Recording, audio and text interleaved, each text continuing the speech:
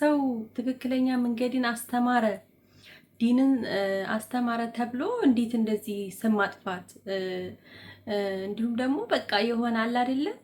እውነት ለመናገር ያሲን ኑሩን መናገር ማለት በጣም ሼም ነው። የእውነት ለመናገር በጣም ትልቅ ሰው ነው። ምክንያቱም ትልቅ ሰው ነው የሚያስብለው ደግሞ ስራው ነው፣ የሚሰራቸው ስራዎች አይደለም ለኛ ለሙስሊሞች ቀርቶ ከኛ ውጭ ያሉ ሰዎች እንኳን ወደውትና ፈቅደው የሚያዳምጡት በቃ የእውነት የሚገባ ደስ የሚል ሐዲሶችን ነው የሚያስተምረው። አሰላሙ አለይኩም ወራህመቱላሂ ወበረካቱሁ። ሰላም ሰላም ውድ ሀገሬ ልጆች እንዴት ናችሁ? ሁላችሁንም ሰላም ብያለሁ። እንግዲህ ዛሬ በአዲስ ቪዲዮ መጥቻለሁ።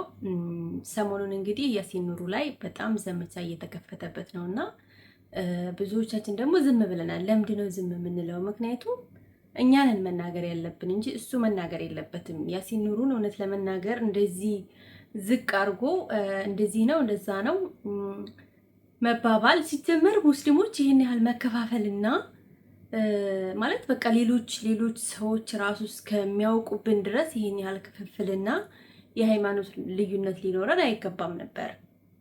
ገባችሁ? ግን አሁን ግን እያደረጉ ያሉት የብሽሽቅ በቃ የለም የማጣጣል ምናምን ነገሮችን እያደረግን ያለነውና ደስ አይልም እውነት ለመናገር እና ያሲን ኑሩን ደግሞ እንደዚህ ማለት የለባችሁም። ምክንያቱም እሱ ትክክለኛ ትምህርት ነው ያስተማረው፣ ሰሂህ የሆኑ ነገሮችን ነው የሚያስተምረው። እሱ እንደሌሎቹ አይደለም ወደ ሽርክ ወይም ደግሞ ወደ ሌላ ነገር የሚመራ ሳይሆን ወጣቶች ጫት አትቃሙ፣ ዚና አትስሩ፣ በቃ ዲናችሁን አጥብቃችሁ ያዙ ብሎ በስነ ስርዓት ማስተማሩ ትንትን አድርጎ ሐዲስና ቁርአንን ማስተማሩ ምንድነው ወንጀሉ? ምንም ጥፋት የለበትምና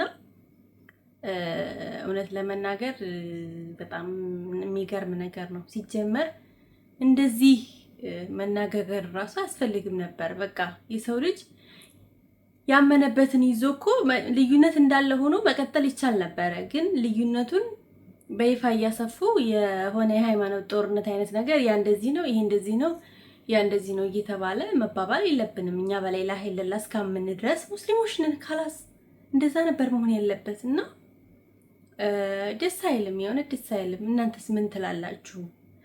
እኔ አይቻለሁ ኮሜንት ላይ ራሱ በጣም ያሲን ኑሩን በጣም የሚሳደቡ ሰዎች፣ በጣም ጋጠ ወጥ የሆኑ ነውረኛ። እነሱ ምን ሰርተዋል? ምንም አልሰሩም። ዝም ብሎ ኮሜንት እንደመጻፍ መሰላቸው እንዴ? እና በጣም የሚያስጠላው የእውነት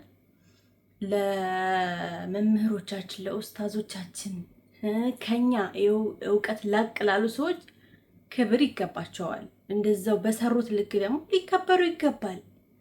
ለምንድን ነው እንደዚህ በአደባባይ የሚዘለፉት የሚንቋሸሹት? ማለት በቃ የሆነ ሲጀመር መልስ እከሌ እየተባለ መልስ መሰጣጣትም አያስፈልግም። እና እኔ በጣም ስላናደደኝና በቃ ስለገረመኝ ደግሞ ከዛ ከስር ኮሜንት ላይ አዎ በለው እንጂ እንደዚህ ነው እንደዛ ነው እያሉ የሚጽፉ ሰዎች ምን ያህል ጭንቅላታቸው እውነት የወረደ አስተሳሰብ እንዳለን የሚያሳየውና ምን ሆነን ነው? ቆይ ይሄን ያህል ማለት ለምንድን ነው? በቃ ትክክለኛውን መንገድ እየመሩን ያሉን ወጣቶች። አሁን ደግሞ በአሁኑ ጊዜ ወጣቶች ነና፣ ስለዚህ እያየን ነው። ሁሉን ነገር ማወቅ እንችላለን፣ በቀላሉ መረዳት እንችላለን። እንደ ድሮ አይደለም። የድሮ ዘመን ብንሆን በቃ የሚያስተምሩንን ብቻ እየተከተልን ሊሆን ይችላል። አሁን ግን በጣም ብዙ ነገሮችን ኦንላይን እያየን እየተማርን እድሜ ለነ ስንቶቹና ትንትና አድርገው ያስተምራሉ። ስለዚህ ብቻ ግን ደስ አይልም እውነት ለመናገር እኛ ሙስሊሞች እንደዚህ መሆን የለብንም ባይ ነኝ እኔ። እና እናንተ ሀሳብ አስተያየታችሁ ምንድነው? ስለዚህ እንደዚህ የተከፋፈልን በመሃላችንም ደግሞ ሌሎች የተለያየ አጀንዳ እንዲፈጥሩና የተለያየ ነገር እንዲፈጠር ማድረግ የለብንም እና እንደዛ ነው የምለው እኔ በበኩሌ። እና ጋይስ ይህን ቪዲዮ ልጋብዛችሁ፣ እስኪ አዳምጡት። ያለውን ነገር ሰምተን እንመለሳለን ማለት ነው። ቋንቋውን ይቅርታ አድርጉልኝና አንድ ወጠጤ በጮኸ ቁጥር ሰው መደናገር የለበትም። የዒልም ባህሮች አሉ። ዒልም የሚመራው በትልልቅ ሰዎች ነው።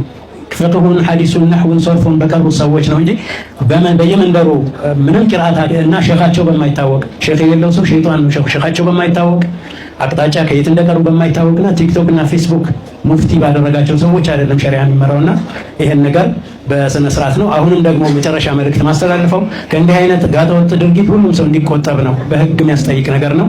ከአላህ ዘንድ የሚያስጠይቅ ነገር ነው። የማህበረሰብንም ኩርፊያና ቁጣ የሚያመጣ ነገር ነው። ቁጣ የሚያመጣ ነገር ነው። ሁከት፣ ብጥብጥ ለመቀስቀስ ካልሆነ በቃ እንዲህ አይነት ነገር አይነገርምና አላህን ፍሩ፣ ተጠንቀቁ። እንዲህ አይነት መልእክት የምታስተላልፉ ወገኖች ቢያንስ ሰው ለመሆን ሞክሩ።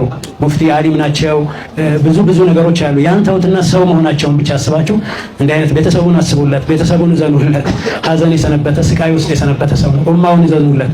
አባቱን አጥቶ እስካሁን እያለቀሰ ያለ ማህበረሰብ ነውና ይሄን መልእክት አስተላልፋለሁ። ቀሪውን ለመሻይኾቹ ሰጥና ስለዚህ ኢማም ማህበሩ መስራት ካለበት እንደ ወሃቢያ ጥላት በዓለም ለሙስሊሞች የለም፣ ዛሬም የለም፣ ነገም የለም።